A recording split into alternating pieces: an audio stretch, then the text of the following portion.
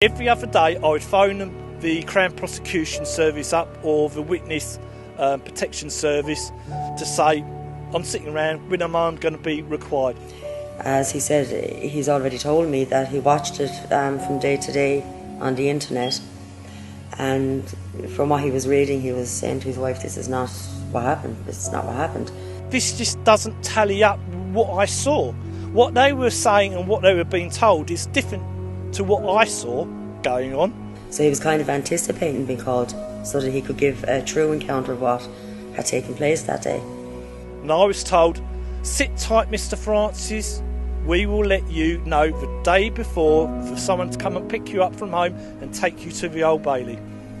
On the 13th day he received a text message informing him that his evidence would not be needed and not to turn up at the court. Say, dear Mr Francis, you have been signed off, you are no longer required to attend court. Both the prosecution and the defence had made this decision not to call Raphael or the other witnesses. Now, we want to know why. Your evidence is not required.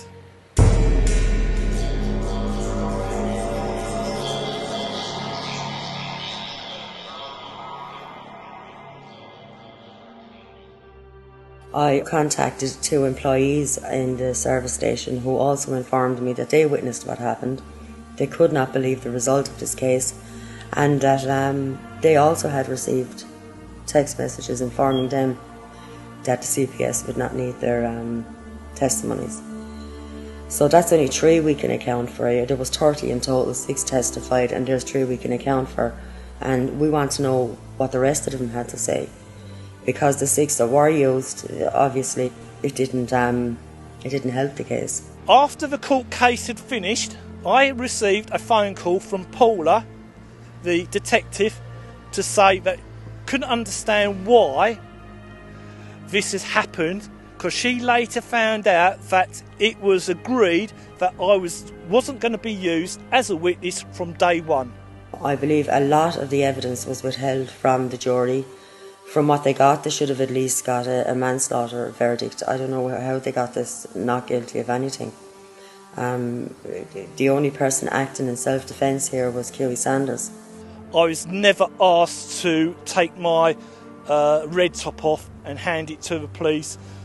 They tried to say that Quey was a very strong, athletic boy.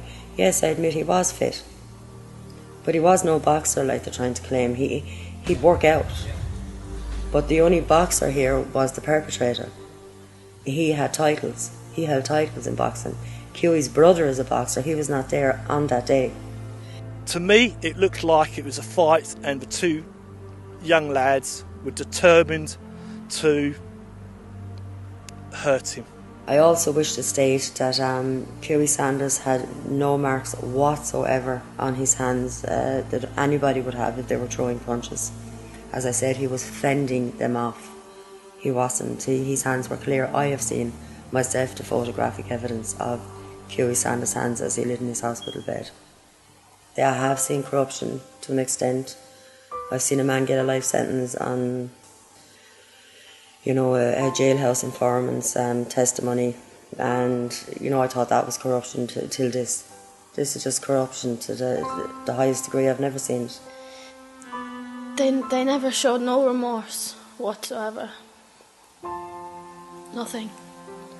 My brother was murdered in pure daylight for no reason at all. Family members have seen them. They've been on holidays in Australia, I believe. They're not showing any remorse whatsoever. They hit the van. They hit the instruments which I say caused the injuries. I just think it's all wrong.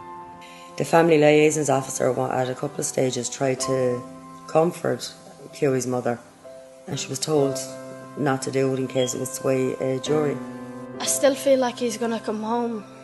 I feel like he's on an airplane. He's on holiday.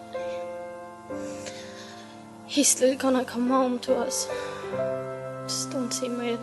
While the CCTV footage was being played of the incident, She blocked her eyes. She closed her eyes because she couldn't look at this, and the judge instructed her to open her eyes. So then she blocked her eyes, and she was told to remove her hand from her eyes and to stop shedding crocodile tears. And he directed the jury not to take any remorse from what they'd seen. It's just a shell left. Just an empty shell. Where we are right now at this moment in time is we're trying to get it, as I said, re-entered into court. With the route we're taking there is for the inquest. To have an inquest into Quey's death and to have the 30 witnesses either come voluntarily or be subpoenaed. Either way they're coming. To give the judge and the coroner their evidence. I believe once the coroner and a judge hear the evidence that was withheld from the central criminal courts, then that it could be re-entered. Now with double jeopardy they cannot be recharged, but if a coroner sees fit he can have a case re-entered, which is what we're going for, and I do believe we will get once this other evidence comes to light. My last night with him, we was together all night, none of us could sleep, so at 5 o'clock in the morning we went to McDonald's to get McDonald's breakfast, and I remember sitting there. He was really fat, so he'd nick all my food as well as his. But I remember there was a spider in the car and petrified of spiders. And I started screaming.